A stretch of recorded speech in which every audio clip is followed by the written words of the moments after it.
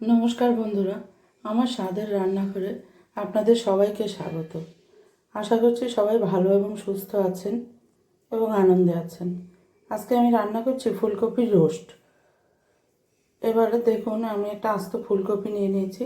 সেটাকে আমি এবার পিস পিস করে নেব। যতটা সম্ভব ডাঁটাটা বাদ দেওয়ার চেষ্টা করব।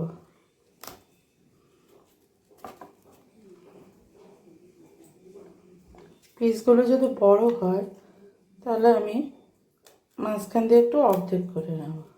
এই দেখুন,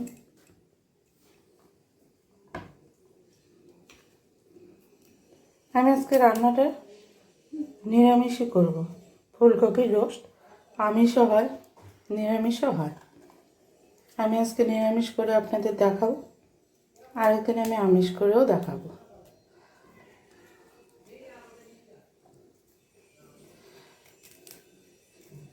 এইভাবে আমি সবগুলো ফুলকপিকে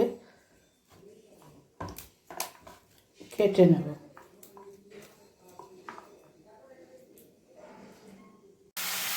দেখুন, ফুলকপিগুলোকে আমি ভেজে নিচ্ছি। ফুলকপিগুলো হালকা হালকা ভাজতে, খুব বেশি লালও হবে না, আবার খুব বেশি সাদাও থাকবে না। একটু ব্রাউন ব্রাউন করে ফুলকপিগুলো আমি ভেজে নেব। আর মশলার মধ্যে নিয়েছি আমি ওই যে চালমগজ, কাজু বাদাম আর পোস্ত। চালমগজ 3 চামচ নিয়েছি, কাজু বাদাম 2 চামচের মতো, 3 চামচের মতোই নিয়েছি, আর পোস্ত 3 চামচ নিয়েছি। আর এখানে গোটা মশলা হলো আপনার জিরে আর শুকনো লঙ্কা। কাজু বাদাম পোস্তটাকে আমি আগে বেটে নেব।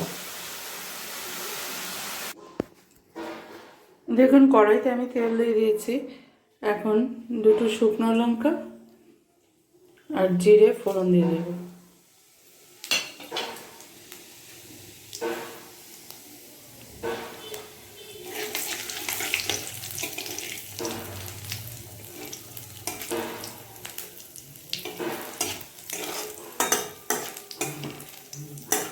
শুকনো লঙ্কা জিরে ফোড়ন দিয়ে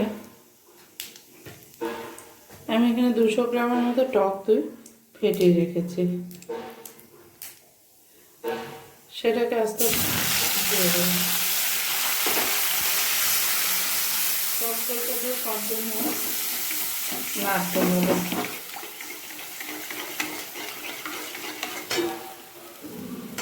নাহলে দইটা কেটে যাওয়ার সম্ভাবনা থাকে।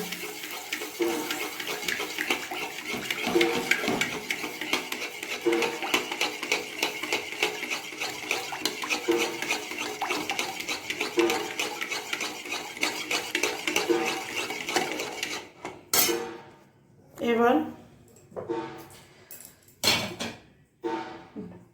যে কাজু, চালমগজ আর পোস্তের পেস্টটা বানিয়েছিলাম সেটা দিয়ে দিচ্ছি।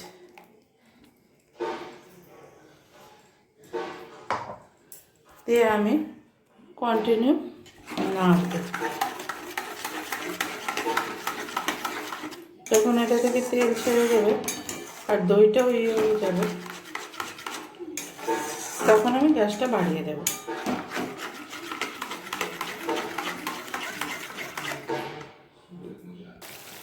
দেখুন, মশলাটা মানে দই পোস্ত যেটা বাটা ছিল, কাজু বাদাম, সেটা অনেকটাই কষে গেছে। কষে দেখুন তেল বেরিয়ে গেছে, এই যে সাইডে দেখা যাচ্ছে তেল বেরিয়ে গেছে।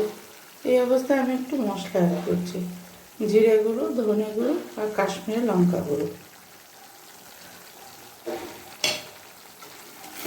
দিয়ে আর একটু নাড়াবো। মশলাটা একটু ভাজা ভাজা করে তবে আমি ফুলকপিটা দিয়ে দেবো। ভেজে রাখা ফুলকপিটা রয়েছে সেটা দিয়ে দেবো।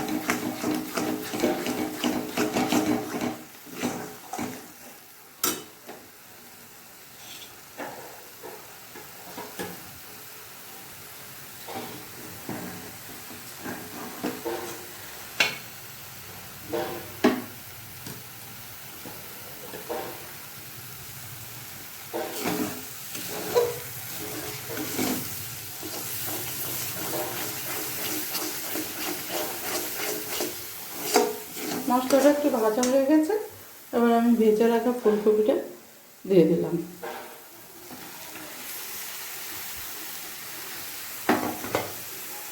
দেখুন আমি ফুলকপিটা কিন্তু খুব বেশি ভাজলাম না, আবার খুব হালকা না, লাল লাল মতো হয়েছে, তখন আমি তুলে নিয়েছিলাম। এবার ফুলকপিটার সঙ্গে মশলাটাকে ভালোভাবে মিশিয়ে দেবো।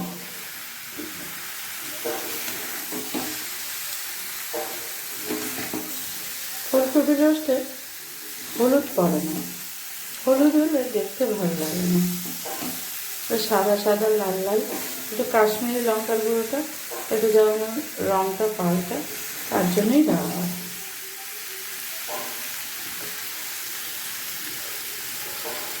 আমি কিন্তু সামান্য একটু আদা গ্রেট করে দিয়েছিলাম মশলাটা যখন ভাজা হচ্ছিলো তখন, আপনাদের বলতে ভুলে গেছিলাম। কাজু পোস্ত যে মিক্সিতে বেটেছিলাম, সেই মিক্সি দিয়ে সামান্য একটু জল আমি এটাকে দিয়ে দিচ্ছি, যাতে মশলাটা ভালোভাবে ফুলকপির গায়ে লেগে যায়।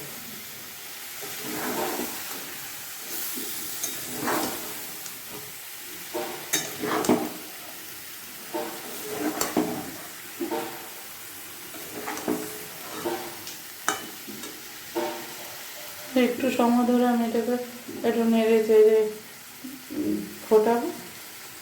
জল দেওয়ার আপনার চাইলে এরমও রাখতে পারেন, আর চাইলে একটু সামান্য গ্রেভিও রাখতে পারেন। আমি একটু এটাতে একটু জল অ্যাড করবো। আর নামানোর আগে একটু মিষ্টি, যেহেতু নিরামিষ রান্না একটু মিষ্টি না দিলে ভালো লাগে না। এবার আমি একটু সামান্য মিষ্টি দিয়ে দেবো, আর যেইটুকু জল আমার প্রয়োজন সেইটুকু জল দিয়ে দেবো।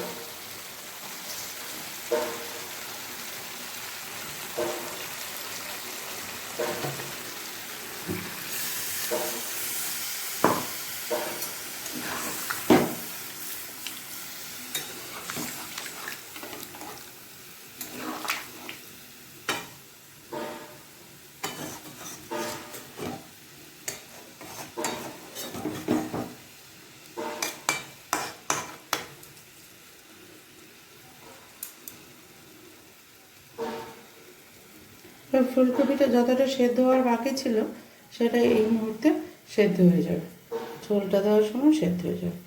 গ্যাসটা হালকা সিম করে দেবো, মিডিয়াম আঁচে রাখবো, রাখলে ফুলকপির টাও সেদ্ধ হয়ে যাবে, ঝোলটাও ফুটে উঠবে।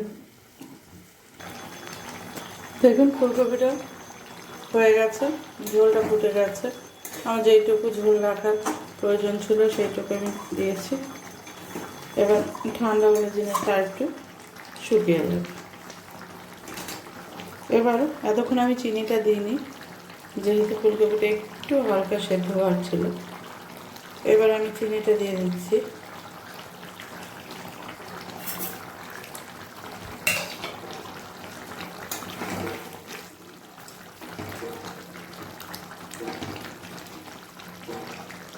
চিনিটা দিয়ে একটু চিনিটা মেল্ট হতে দেবো, আর এই যে একটুখানি কসুরি মেথি ছড়িয়ে দেবো।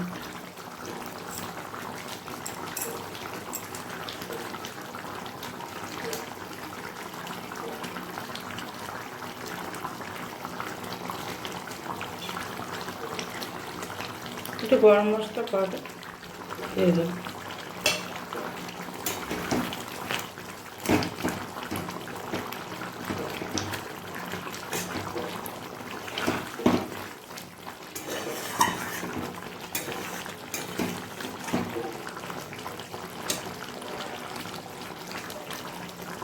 এখন আমার ফুলকপি রোস্ট তৈরি।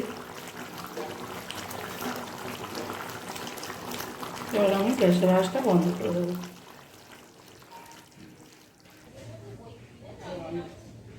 আমাদের বাড়ি স্কুলের সামনে